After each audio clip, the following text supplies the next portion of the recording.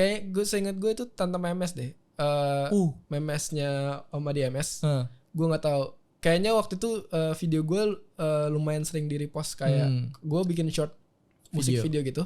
Tuh waktu itu ada platform namanya kayak Indofitgram atau Indo MV. Kayak gitu-gitu. Terus gue di DM sama Tante Memes ini. Gue sebenarnya nggak tahu juga Tante Memes kan mungkin generasinya beda kan. Kalau Kevin Aprilio gue masih tahu lah, itu kan anaknya kan. Nah pas itu dia bilang dia lagi nggak bisa nyanyi waktu itu, terus dia pengen bikin vlog. Jadi Adan pernah dapat job. Sebetulnya di hire videographer. Iya. Tapi bayarnya red card guys. Itu lucu tapi lucu sih, lucu banget, menguntungkan ya. Menguntungkan parah.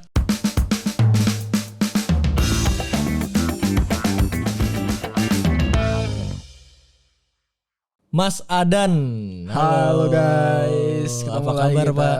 Alhamdulillah. Baik. Marhaban ya Ramadan. Oke, ini guys kenalin Mas Adan. Ini adalah partner kerja gua. Dia seorang freelance videographer dan juga video editor. Ya kalau kalian tahu Agung Hapsah, ini videographer ya yang suka bikin video. Dan kalau kalian suka nonton video klip musik, Adan sering banget dapat job untuk bikin video klip musik ya. Musik video ya? Iya, musik video. Oke, Adan juga konten kreator guys di TikTok sama di Instagram. Tapi lu banyakan di TikTok followers ya? Iya, karena gue awalnya kan mulai di TikTok dulu nih. Mulai di TikTok baru ke habis itu IG. ke Instagram nyobain. Oke. Gini, gue mau langsung nanya aja dan straight to the point gitu. Kenapa lu pilih jadi freelance, Pak? Kan nggak ngejamin hidup gitu. Kenapa lu ngambil freelance? Kenapa jadi freelance? Itu gue gini, apakah istri lu mungkin atau dulu masih pacaran yakin gitu mau nikah sama lu seorang freelance yang penghasilannya nggak pasti gitu, ataupun orang tua lu mungkin ada keraguan nggak sih ketika lu ambil profesi ini gitu? Kalau dibilang nggak pasti iya Pak. Iya memang nggak pasti gitu. Sebenarnya tapi nggak ada yang nggak pasti nggak sih? Iya emang nggak ada yang nggak pasti gitu. Cuma maksudnya kalau dibilang nggak bisa hidup, tadi kan lu bilang bisa hidup nggak sih dari freelance? Ya alhamdulillahnya gue sampai sekarang gue udah punya, gue udah berkeluarga, udah punya anak 1. Iya masih alhamdulillah masih bisa hidup aja. Gue masih bisa di sini. Iya. masih aman gitu. Iya. Nggak alhamdulillah nggak pernah yang kayak sampai susah banget terus saya nggak dapat job sama sekali gitu. Alhamdulillahnya nggak pernah sih. Oke. Jadi kalau misalnya lo tanya tadi kenapa gue milih freelance, sebenarnya gue nggak milih juga karena awalnya itu gue bermula dari gue itu suka bikin video. Gue hobi bikin video. Waktu itu juga bikin short film lah zaman gue SMA. Terus gue juga masuk kuliah di film kan, sampai akhirnya kayak dulu kan zaman Instagram dulu gue sering upload lagi mulai video ya 15 detik kalau dulu 15 detik terus habis itu kan mulai jadi 1 menit tuh 15 detik deh awalnya. Terus gue kayak upload, seorang mulai tahu gue bisa bikin video, dan dari situ gue gue alhamdulillahnya bisa dapat penghasilan juga dari video. Ada aja yang kayak calling gue, bisa bikin video ini enggak. Jadi lu udah mulai nge-freelance dari dulu ya? Dari zaman gue kuliah ya. Udah mulai freelance, udah berapa tahun nih berarti? Itu lu mulai membuka jasa itu karena emang terpaksa keadaan kah, emang gak punya duit, atau emang lu emang gue dulu tahu nih kalau kerjaan gini bisa dapat duit gitu? Awalnya gue nggak sama sekali menyadari itu dan nggak terpaksa juga. Kalau pertama kali banget itu kayaknya pas gue SMA itu gue ada ekskul dance waktu itu. Mereka mau ada lomba, terus mereka butuh videographer gitu. Jadi ngevideoin, mereka bikin flash mob gitu. Waktu itu di Tebet kayak nutup jalan gitu kan. Nah, dan mereka bikin video flash mob terus dikirim, besoknya bakalan ditayangin besoknya gitu loh. Nah, itu gua ya karena waktu itu ekskul sekolah ya, gua enggak udah bikinin aja lah gitu ya. Iya, gua enggak berapa apa-apa ya, gua suka bikin video, yaudah ayolah gitu bikin. Gua sama teman gua berdua, terus malam karena buat dipakai besok itu flash mob-nya sore. Nah, malamnya itu gua ngedit langsung sampai pagi karena buat dipakai besok kan. Nah, habis itu gue dikasih duit gocap tuh sama apa sih mentornya. Mentor dari mentor si dance-nya. Kelas dance itu. Gue dikasih gocap berdua. Itu gue ngerasa seneng banget karena zaman SMA menurut gue gocap gede ya. Ya gede lah Pak. Jajan gue 6.000 guys kalau lu mau tahu tuh SMA. Iya kan, gue kayak seneng banget ya. dapat gocap. Terus habis itu dan ditambah lebih happy-nya lagi dari video itu menang. Bukan karena video itu sih, maksudnya ya mungkin bisa karena video itu juga jadinya bisa menang, ngangkat ngangkat lu banget ngangkat gitu ya. Kayak gitu. Terus ya udah dari situ gue mulai kayak bikin mulai coba bikin video-video iklan, short film gitu-gitu, dan gue upload ke Instagram. Pada zaman itu masih kayak yang short gitu kan, yang kotak juga dulu kan. Iya kayak gitu, belum short video vertikal gitu guys. Nah terus yaudah gue upload, udah dari situ kayak ada aja yang nge-DM, tiba-tiba DM, bisa nggak bikin video gitu, apa gitu. Oke, dari situ. Kalau gue pribadi beda cerita sama lu soalnya, Dan. Karena gue itu ngejob itu mulai semester 2. Jadi gini, gue emang dari keluarga susah, Pak. Jadi kuliah tuh alhamdulillah tuh, bokap pinjam duit ke bank kalau nggak salah, gimana dari pensiunan bokap ya. Terus gue kuliah di BSI guys, di ya kampus yang kadang dipandang sebelah mata itu, kuliah BSI aja gitu kan. Ambil D3 broadcasting, karena mampunya di situ. Gue itu mulai ngejob, Dan. Gue sebenarnya gini, gue mikir tuh adalah oke, gue mau nyari kerja yang dimana masa depannya agak cerah. Jadi kayak sekarang media lagi naik nih, gue liat tahun itu ya, gue kayaknya emang mendingan ngambil broadcast, bisa masuk TV, ya kan, ke TV nanti kerja di TV gitu. Oh lo emang.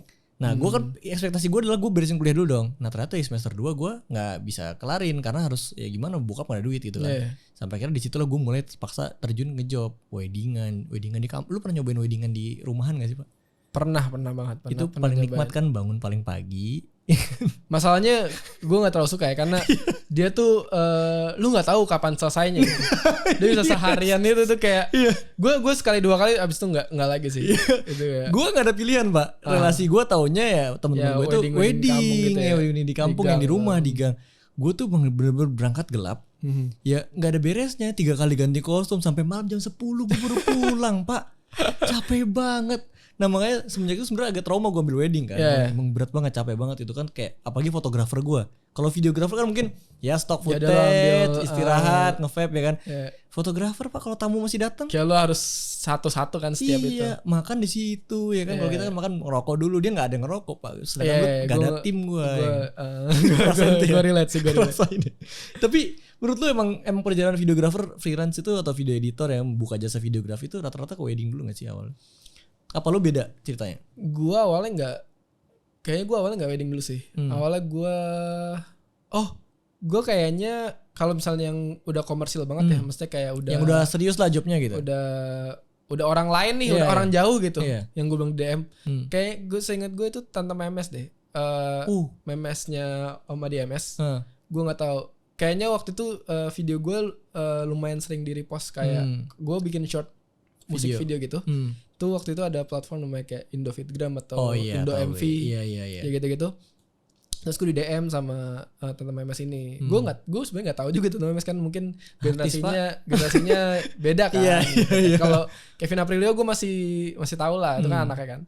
Nah pas itu dia bilang dia lagi nggak bisa nyanyi waktu itu, terus dia pengen bikin vlog. Akhirnya ya udah gue bikinin vlog waktu itu. Gue juga nggak tahu harus ngasih harga berapa atau gimana, kayak bahkan gue nggak pernah punya pengalaman untuk bikinin vlog. Nggak tahu lah. Ya udah akhirnya gue lupa tahun berapa ya, 2016 kali ya. 2016an ya. 2015 gitu, pokoknya lama deh. Terus habis itu dia sampai sekarang masih klien yang masih termasuk loyal sampai sekarang. Jadi kalau dia mau bikin vlog kadang-kadang telepon lu sampai sekarang. Pasti nelfon gue. Even gue nggak bisa pun dia minta kayak kalau bisa cariin pengganti yang gue rekomendasiin lah kayak gitu. Ya. Oke. Itulah ya. Tapi kalau lu rekomendasiin gitu, lu dapat cuan juga nggak? Misalkan persenannya lu dapat job nih gitu ya. Gue 20% ya gitu biasanya. Kayak gitu nggak? Gue biasanya nggak kayak gitu. Gue lebih kayak ke misalnya gue nggak bisa, yang jalan siapa nih misalnya teman gue, yang ngedit gue biasanya kayak gitu. Oh gitu. Jadi bagi job lah ya. Seenggaknya lu tetap dapat bagian. Karena gue ngerasa QC-nya harus di gue nih, karena ini klien lama gue gitu. Iya, lu harus jaga banget kualitas si klien yang lu pengen. Oke. Nah terus Dan, pasti nih udah pernah nanya-nanya nih teman-teman di sini kan, kayak ya oke, lu enak banget langsung dapat itu gitu kan, dan mungkin orang mikir kayak lu masuk ke sosmed di saat emang yang tepat, yang dimana emang lagi hype saat itu, mungkin Instagram video. Iya, awal-awal banget soalnya. Nah, terus mungkin lu kan pasti ada masa stop konten dong. Nah, ketika itu lu belum kenal Agung Hapsah. Gue belum bikin konten juga sebenarnya. Ya, belum bikin konten, belum kenal Agung Hapsah gitu kan, terus belum kenal sama Rosa mungkin gitu kan. Iya. Nah, itu gimana ceritanya lu bisa sampai sana, sampai klien-kliennya ke sana gitu? Apakah dengan cara bikin konten di sosmed kah, viral jadi banyak yang tahu, atau mungkin sosmed ada impact lainnya buat lu gitu, buat jasa video lu? Kalau zaman itu gue masih ke sosmed tuh cuma buat naro portfolio aja sebenarnya. Kayak gue suka bikin video nih. Ya, Terus tapi rata-rata freelance pasti kayak gitu lah ya. Iya gue upload aja gitu. Iya. Gue nggak kepikiran untuk apa. Kalau gue sampai ke sini kayaknya kalau dari gue mungkin salah satunya karena beruntung juga. Iya. Itu nggak bisa jelasin ya. Iya, Kayak nggak itu tahu bisa kenapa. jelasin guys. Mungkin yang berikutnya adalah ini hal yang nggak tahu bagus atau buruk sebenarnya. Gue dari zaman pertama kali ngejob gitu, gue nggak pernah ngelihat itu sebagai kerjaan gitu. Jadi gue selalu pengen berikan yang terbaik. Nah buruknya yang gue bilang itu tadi, baiknya mungkin wah gue jadi total banget nih. Yes, karyanya luar biasa deh Iya, pokoknya. maksudnya menurut gue kayak harus the best gitu. Tapi buruknya kayaknya lebih ke gue banyak ruginya aja. Kayak misalnya budgetnya nggak seharusnya segitu, tapi kadang-kadang gue kayak ngerelain budget gue buat sewa kamera yang lebih proper gitu, atau gue sewa lampu gitu-gitu. Itu menurut gue jeleknya situ. Tapi mungkin baiknya yang bisa membuat gue sampai situ adalah jadi portfolio gue tuh bisa yang bagus-bagus gitu. Mungkin kalau zaman dulu kayak budget segini ya udah gue kerjain seadanya aja gitu. Mungkin prosesnya agak susah tuh gue untuk bisa ketemu sama yang membutuhkan kualitas yang seperti itu gitu. Jadi gini, gue juga pernah ngelakuin kesalahan mungkin yang ada nggak lakuin. Yang gimana ya, gue sesuai budget aja pak. Ya sekarang Mas mau bikin video profile gitu, kita cuma budgetnya misalkan berapa gitu ya, contoh 7 juta gitu. Ya udah seadanya dong, kamera aja kita bagusin, lensa, ya, lampu seadanya dong gitu kan. Sama videografer aja turun udah berapa, yang edit berapa, dia minta ini dan itu. Nah ya jeleknya kita jadi punya portfolio lebih sedikit gitu sih. Tapi ketika itu emang gue pernah lakuin juga kira yang lo lakuin, dan gue bahkan di luar budget klien guys. Gue modal anjir. Gue modal kayak kayak gue butuh lampu ini, kayak kamera yang saya pakai ini, kita bikin multicam. Wah gitu. Jadilah video akhirnya jadi portofolio gue gitu. Ini kalau buat yang penasaran, portofolionya ada, dan portofolio gue ada di link di bawah ya, di deskripsi ada di kelas editing video mastery. Itu di bawah ada portofolio gue kemarin kalau mau lihat. Nah dan terus kan gini, lu kan freelance nih, videographer tuh udah pasti di belakang layar dong, di belakang kamera. Terus ngapain lu bikin konten depan kamera sekarang? Ya. Kalau yang itu sebenarnya karena keadaan, kalau itu baru karena keadaan, karena pada saat itu kan ya semua orang ngalamin yang namanya pandemi kan. Betul. PPKM. Nah, PPKM. Awal-awal kan PSBB. Terus habis itu gue baru nikah. Sebenarnya bukan karena masalah finansial sih, lebih kayak waktu itu kan kerjaan pada postpone, pada pada cancel juga gitu, nggak ada syutingan lah pada saat itu. Waktu itu gue juga ngerjain wedding juga nggak ada juga gitu. Maksudnya gue punya tim wedding nih, nggak ada juga. Ya udah, abis itu ngapain ya, gue nyoba bikin YouTube awalnya karena gue tahunya itu doang kan, bikin YouTube. Cuma sayangnya gue nggak terlalu konsisten, cuma beberapa konten doang. Karena gue udah dapat kerjaan lagi, karena itu udah 2 bulanan gitu, mulai bisa tuh kerja tuh syuting gitu-gitu dengan protokol yang ketat kan. Iya. Udah habis itu, nah pas kan pertama PSBB kan, terus habis itu ketemu PPKM tuh. Nah di PPKM pas lagi zamannya itu TikTok. Lagi naik tuh TikTok. Lagi naik TikTok. Betul. Tapi waktu itu masih yang banyak joget-joget lah, jarang yang kayak konten-konten edukasi gitu kan. Iya. Terus abis itu ya udah video kocak gitu nggak sih dulu? Iya, cuma receh-receh itu kan. Iya, gak ada edukasi sumpah. Gini alasan gue nggak mau masuk TikTok waktu itu, dan kayak lu bikin konten di TikTok gitu kan. Kalau gue alasannya Gary V bikin konten. Masuk TikTok. Lu pada ngehina TikTok, gue bikin TikTok gitu kan. Dia bikin edukasi awal itu, dan sebetulnya kira gue mau juga. Dan lu langsung masuk ke TikTok juga akhirnya. Terus gue kayak ya udah, gue buka-buka terus ya gue karena gue taunya cuma tentang videografi ya, gue juga ngerasa gue nggak lucu, bukan pelawak juga gitu kan. Gue nggak bisa bikin konten lucu kan. Ya udah, itu yang gue bisa. Terus ya gue ngating tools saja kayak mungkin ilmunya gue karena gue pernah kerja sama influencer atau content creator gitu, atau YouTuber. Jadi gue sedikit tahu lah gimana sih cara mereka berpikir bikin konten gitu kan. Walaupun gue nggak ada basic sama sekali, cuma ya gimana sih lu di balik layar tiba-tiba di depan layar itu awalnya juga merinding. Anjir ngapain sih gue? Lu ngerasa sih kalau bikin konten, anjir muka gue kayak biawak banget. Awal-awal gitu gak? Ya gue ngerasa kayak susah lah nerimanya gitu kan. Iya, denger suara sendiri aja enak banget. Gue syuting itu bisa lama banget gitu. Satu konten aja gue bisa berjam-jam untuk gue waktu itu kayak harus Wah pokoknya Rapi. rapi gitu wah, ribet deh gitu kan, kayak aduh repot deh. Terus habis itu ya udah gue bikin akhirnya awalnya gue sih pakai HP dulu, terus pakai HP. Terus gue kayak gue kan videografer ya, karena gue videografer harusnya gue sambil mempromosikan diri gue, apa namanya, gue harus bikin video Kualitas gue, lah kualitas ya. video gue juga bagus lah gitu kan. Ya udah gue bikin, pas gue naikin kualitas video gue, udah mulai kelihatan tuh apa namanya viewersnya tiba-tiba ada yang sampai 3M gitu-gitu. Gue kayak 2,5 M tuh terakhir gue. ya itu gue nggak expect sama sekali kan. Gue nggak tahu juga karena followers gue waktu itu masih ya 1000-an doang, tiba-tiba segitu sampai akhirnya gue sekarang ada di 87-an sekarang followers ya. ya. Udah habis itu kan biasanya gue kalau ada project kan kalau gue dapat penghasilan nih sebagai videografer kan cuma pas ada project kan. Betul. Lagi ada syutingan atau lagi recallingan ya udah gue baru bisa dapat duit. Tapi pas gue bikin konten dan kontennya naik nih ada jutaan atau ratusan ribu, tuh kayak ada aja yang tiba-tiba DM atau email gue tuh. Iya, itu relasi, Pak. Ngajakin kerjasama gitu. Endorse. Udah pernah ngasihin endorse, Pak, di sosmed? Alhamdulillah iya, maksudnya dulu kan gue cuma ngeliat doang ya, bantuin orang bikin syutingan endorse gitu. Gue nggak pernah tahu gitu gimana rasanya. Ternyata kayak anjir bikin video 1 menit bisa dapat, maksudnya bisa seperti gue ngejob sehari gitu kayak. Yes, betul. Gue kayak wah ini lumayan banget sih, gue langsung kayak oh ya deh gue coba konsisten deh. Udah gue bikin. Awalnya gue kayak ya udah gue endorsement ya. Karena gue pikirnya belajar ya. Gue kan sama kayak tadi gue ketika gue dapat job tuh gue total tuh karena yaudah gue sambil belajar sambil portfolio. Yaudah gue keluarin semua skill yang lo bisa. Yang gue bisa gitu. Oke, jadi gini guys, sebetulnya nih nikmatnya jadi masuk. Entah ini gue nggak tahu ya.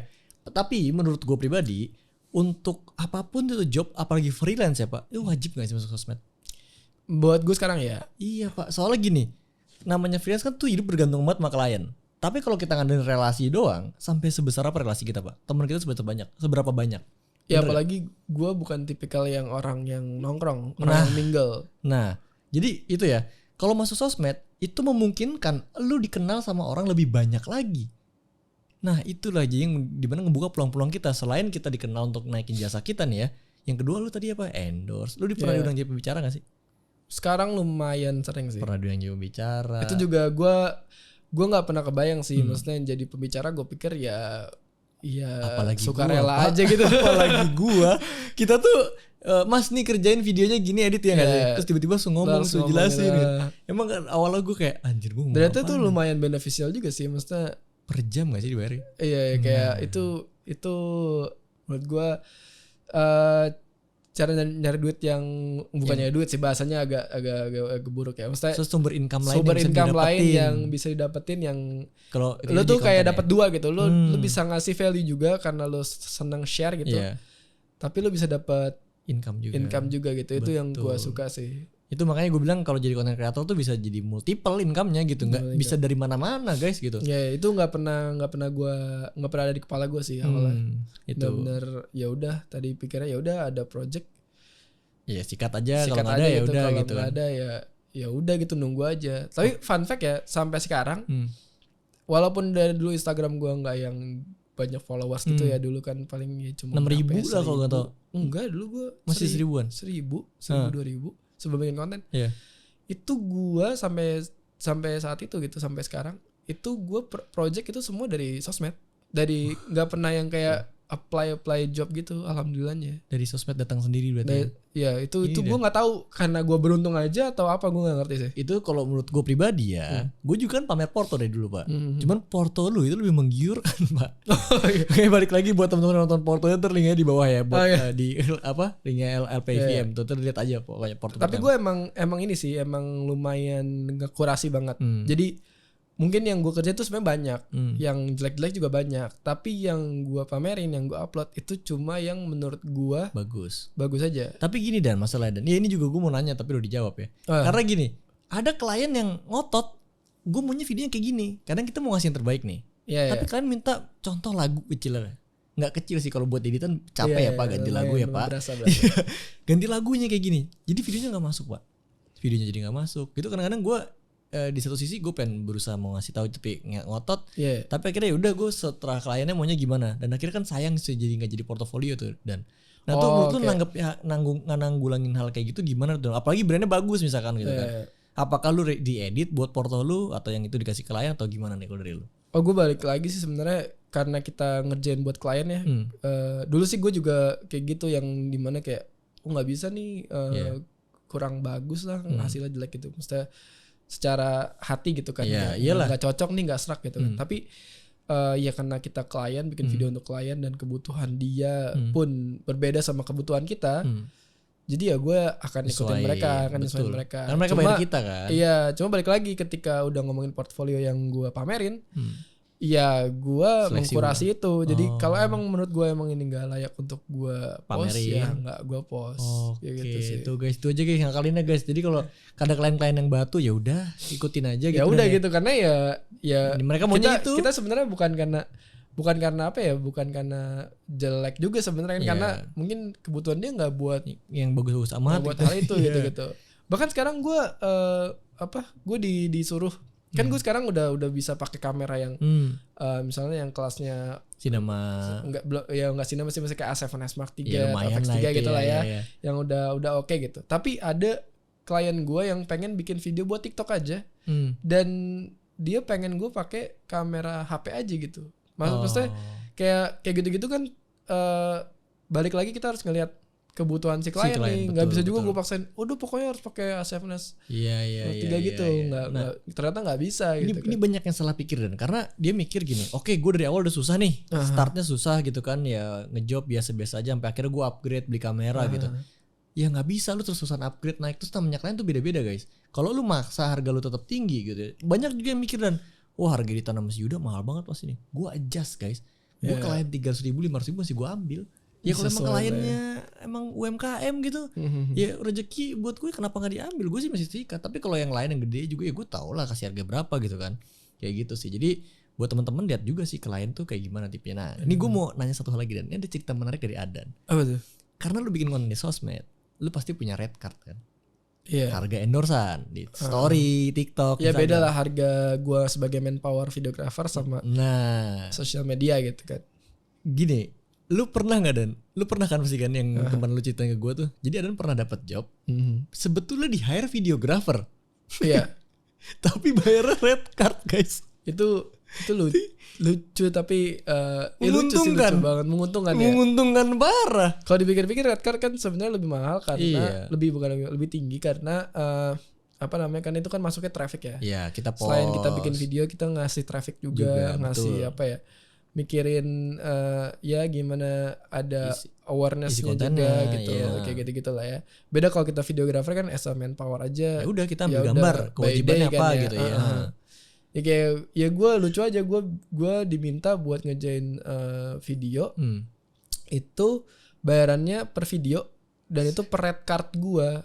Jadi kayak sehari gue bisa ngerjain 5 video atau 6 video dengan dia cuma pakai HP doang, kayak nggak butuh effort yang terlalu tinggi juga gitu. Itu gue kaget sih. Itu benar-benar kayak anjir bisa ya kayak gini ya. Iya, itu zaman-zaman gue sebelum bikin konten kayak nggak ada tuh.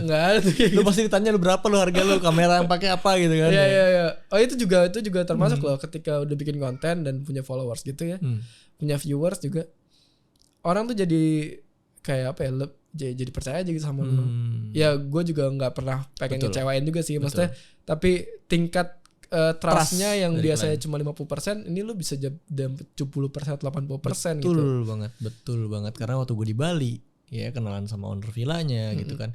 Gue bikinin fake project, gue videoin Bang Ogut di situ ya. Bang Ogut udah cuma sekali kan. Gue bikin video, gue tunjukin karena bawanya deket nih. Wah bagus gak? Bagus banget. Mau dong villa aku dibikinin videonya gitu kan. Mas buka bikin video, iya nih Instagramku, followersnya udah banyak ya gitu. Yaudah deh mas bikinin mas, aku ngomong sama si bapak gitu kan. Ngobrol deal pak. 15 juta, gue bongkar. itu apa namanya, nggak kayak dengan kita bikin konten nggak perlu banyak ceritain diri kita lagi kan, nggak perlu banyak kenalin dulu kan. Nah sekarang gini Dan, ini terakhir nih ya buat teman-teman ya. Pasti banyak yang nonton dari tadi nungguin. Terus gue harus bikin konten apa bang? Gue freelance juga nih bang. Gue harus bikin konten apa kalau masuk sosmed? Boleh kasih tips buat teman-teman bang? Waduh, tips apa? Mereka harus bikin konten apa sih gitu? Kalau misalnya gue nggak gue nggak ngasih tips lah ya, lebih ke nyontoin gue apa yang gue lakuin aja ya. Yang gue lakuin sebenarnya kalau misalnya gue karena tujuan gue kemarin sosmed itu awalnya memang bukannya duit, lebih ke sharing ya. Makanya lebih kayak gini, kan gue videografer. Apa sih yang bisa supaya orang bisa lihat kalau gue tuh videografer yang punya yang oke nih, yang bersaing lah, yang punya kualitas gitu. Makanya yang gue share lebih ke behind the scenes gue pas gue kerja gitu misalnya, atau tips-tips. Sekarang gue juga lagi mulai bikin tips namanya akal-akalan videografer. Di situ nih guys, ya di situ gue kayak ngasih tahu banyak hal-hal yang di lapangan tuh nggak ada, di teori tuh nggak ada di buku gitu. Jadi kayak waktu gue kuliah sama pas di lapangan tuh beda banget. Misalnya ngakalin apa, itu juga menurut gue ya harapan gue klien juga bisa tahu gitu. Oh gue juga bisa jadi problem solver nih gitu. Dengan akal-akalan gitu. Maksudnya bukan ngakalin ya, tapi kayak dengan apa yang gue punya sekarang. Karena emang dari dulu gue biasain, gue punya alat yang kayak gini nih, gue nggak yang kayak wah gue nunggu ada dulu alatnya gitu. Kalau misalnya ada yang kayak gitu, bisa gue manfaatin, bisa gue akalin gitu, gue akan kayak itu. Nah itu yang gue share. Terus apa nih, gue punya tips-tips apa nih, atau sekedar gue cerita experience gitu. Banyak sih sebenarnya yang bisa di kontennya ya. Bisa dilakuin di konten sebenarnya. Betul. Nah lu tadi ngasih tips dan buat temen-temen gitu kan, lu nggak takut jadi banyak saingan ya? Nanti kan orang pada bikin konten semua sama kayak lu gimana? Yes, sebenarnya sih nggak ngerasa kesaingin ya, karena ya balik lagi kalau rezeki kan pasti ada aja ya, pasti udah ada yang ngatur gitu. Gue nggak pernah yang kayak iri juga orang banyak jobnya gitu. Ya alhamdulillah bagus buat dia kan. Tapi kalau misalnya ngerasa kesaingin gitu, malah kalau gue kemarin kita malah bikin webinar biar orang-orang bisa bikin konten loh. Malah gue seneng gitu kalau makin banyak, ya artinya kompetisinya juga ya bagus. Industrinya juga makin sehat kan. Untuk balik lagi. Terus habis itu gue juga dulu waktu gue mulai, gue ada takutnya juga, di mana banyak orang yang udah videografer yang udah mulai duluan, yang udah terkenal bahkan udah banyak followersnya gitu. Ya balik lagi kalau menurut gue, maksudnya udah ada yang terkenal aja, gue masih bisa kelihatan itu, masih bisa muncul gitu. Karena balik lagi pas gue analisa, kayaknya orang tuh bukan karena apa ya, lebih ke karakter gak sih? Maksudnya walaupun lu juga kan bikin kontennya sama kan, videografi gitu. Ada banyak lah di TikTok atau di Instagram yang bahas videografi juga. Tapi balik lagi ke karakternya gitu. Karakter masing-masing guys. Jadi gini, gue jelasin lagi ya teman-teman. Sebetulnya kalau gue pribadi nih, mungkin gue sama Aden kenapa bisa nyambung sekarang jadi partneran, karena gue sama Aden punya pikiran yang sama soal masalah saingan. Banyak orang ketika ada yang bikin konten yang sama, saingan gue nih gitu. Bener gak sih Dan? Iya kan? Tapi kalau gue sama Aden beda. Wah, ini orang bikin konten sama nih, bahas videografi, bahas klien juga, lu bahas klien juga. Kalau gue mikirnya udah, wah gue bisa collab apa nih sama Adan.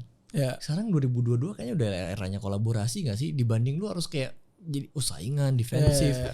Ngapain? Kalau dia punya traffic, gue punya traffic, kita collab jadi bagus, ujungnya jadi lebih gede lagi guys tuh ya. Jadi teman-teman mulai sekarang mikir harus sudah beda lagi ya. Jadi jangan takut kalau memang pembahasan yang mau lu bahas, yang lu suka, itu udah ada yang bahas, justru bagus ya. Udah ada validasi, audiensnya udah ada. Mas sekarang gue malah makin kesini gue lebih sering kerja tim. Dulu emang gue kerja sendiri banget, kayak one man show banget, karena gue nggak tahu gimana cara kerja sama bareng-bareng gitu. Tapi makin kesini, ketika lo makin besar nih yang lo kerjain, lo nggak bisa ngerjain sendiri. Betul. Makanya lo butuh orang-orang, makanya butuh lo, butuh. Jadi emang harus siapa gitu lah sekarang kayak gitu ya. Oke guys, Mas Adan thank you parah udah datang ke Konten Academy. Makasih sharing-sharingnya. So buat teman-teman, makasih banyak juga yang udah nonton. Semoga apa yang gue share sama Mas Adan bisa bermanfaat. So sampai ketemu lagi di podcast berikutnya.